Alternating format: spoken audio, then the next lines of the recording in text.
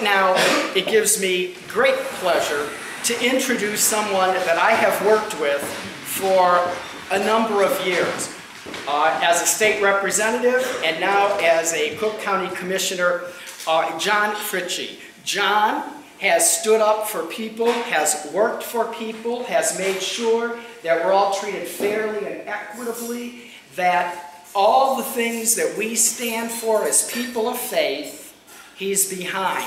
And so it gives me great pleasure this evening to introduce Commissioner John Fritchie.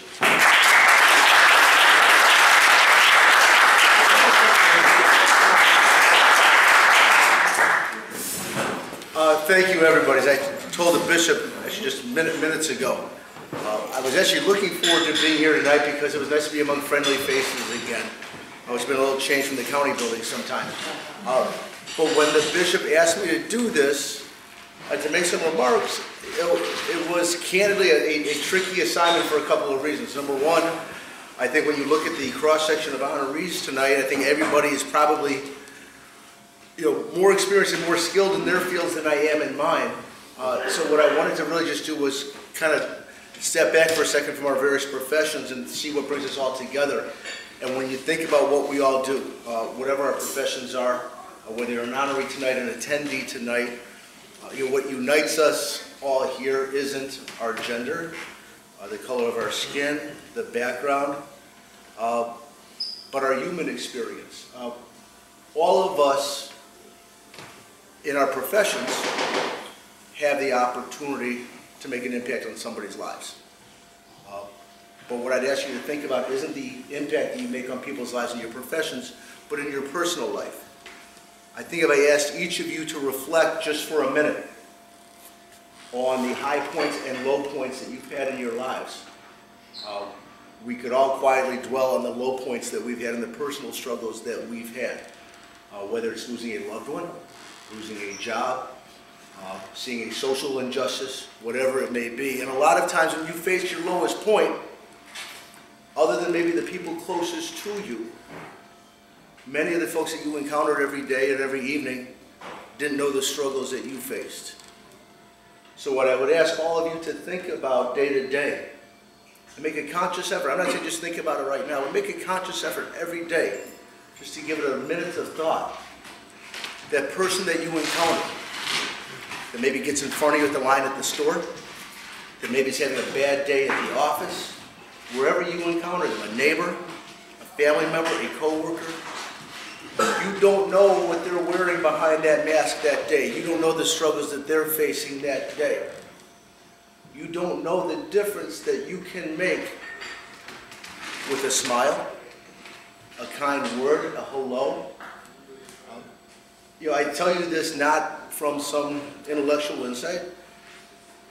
I've had my own share of struggles over the years. I've had a long period, as some of you know. And it's tough some days just to face that day. But for friends that I had, that I knew I had, but more so even friends that I didn't know I had, or people that weren't even friends at the time I became friends, who were there with a hand on my shoulder, who were there with a kind word, they got me through that day. And getting through that day is what got me through the next day. We don't have to be an elected official. We don't have to be a media personality. We don't have to be in law enforcement. We don't have to be a leader in the community to make a dramatic impact on somebody's lives. A child, an adult, a senior, somebody destitute, or somebody from all outward appearances that doesn't have a care in the world. Because the next person that you meet that doesn't have a care in the world will be the first. We all have our crosses to bear. We all have our struggles, and we all share in those struggles. I was talking with the bishop earlier, when I just got done working on this violence initiative package for Cook County. And some people have questioned why I had done it, because most of the violence, fortunately, doesn't happen in my district. My district runs along the north side of the city, almost the entire north side of the city. But we share that. We share when a family loses a child that gets gunned down going to school. We share when the family next door is losing their home to foreclosure. when they lose a loved one to illness, it impacts all of us. It may not impact you that day, but it will impact you at some point along the way. As a taxpayer, as a member of society, as a neighbor, as a co-worker, as a friend. There's probably no better environment than in this one tonight for me to call on us to look at people as brothers and sisters every day in every way. And when you talk about the adage of doing unto others is that you would have them do unto you. Truly, the smallest gesture can make the biggest difference. I want to congratulate the honorees tonight for making a difference in their fields. I want to congratulate the diocese for recognizing them, and I would submit to you that whatever you do tonight, tomorrow, in the weeks, months, and years ahead, that you can be an honoree by simply making somebody's life possible to get them through that day. Thank you for letting me share this with you. My congratulations and support to all of you. Thank you.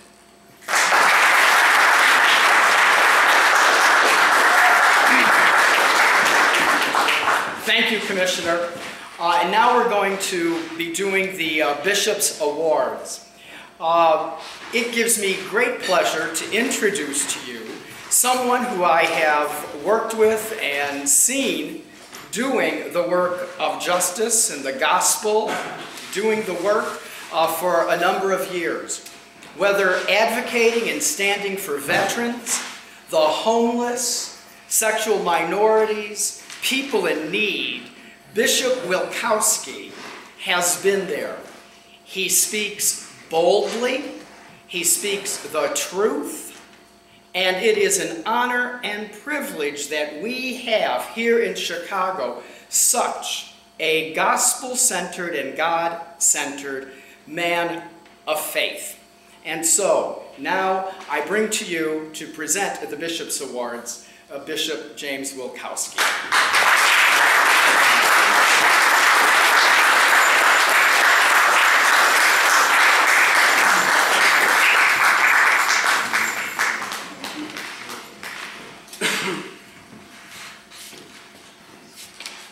Is anybody still hungry?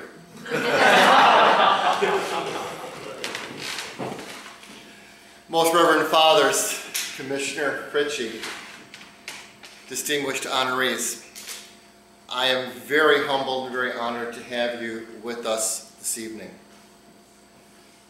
Before I get into the presentations, I need to expand on something that the distinguished commissioner from the 12th District of the Cook County Board of Commissioners just sort of briefly passed over, because he did so out of humility.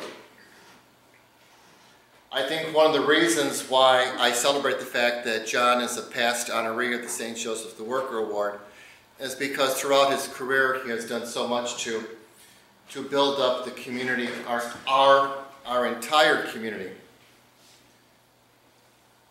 The ordinance and legislation he just got passed through the county board, the Anti-Violence Pact. I was on I was on the internet the night before last, and I wanted to see how many other counties in the United States has been bold enough to do what we have seen accomplished. And if my read of the internet is somewhat correct, we are only the third county in the United States that has taken such a bold step in reducing violence, and especially with gun violence.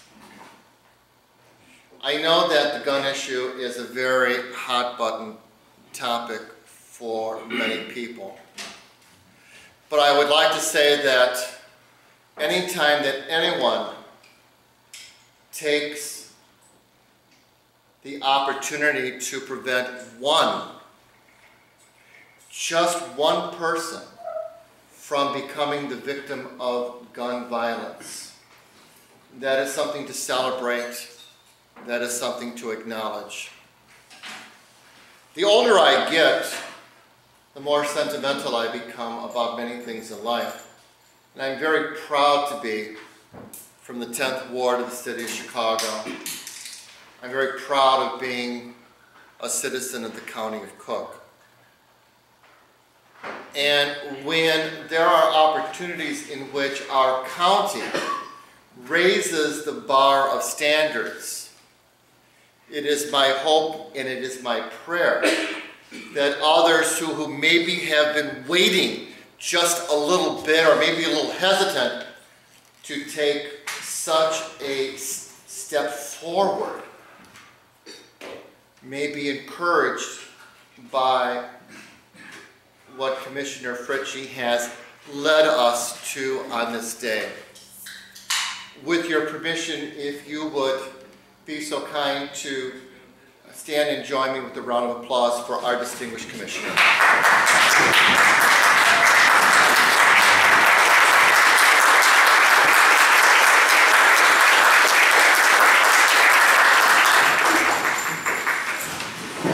John, you have opened the door, as I said, to so many of us, and I hope that the pastoral community will put aside whatever issues may be impediments for them and to get behind this legislation and to possibly encourage not only other counties within our great state of Illinois, but also to be the example for all to follow.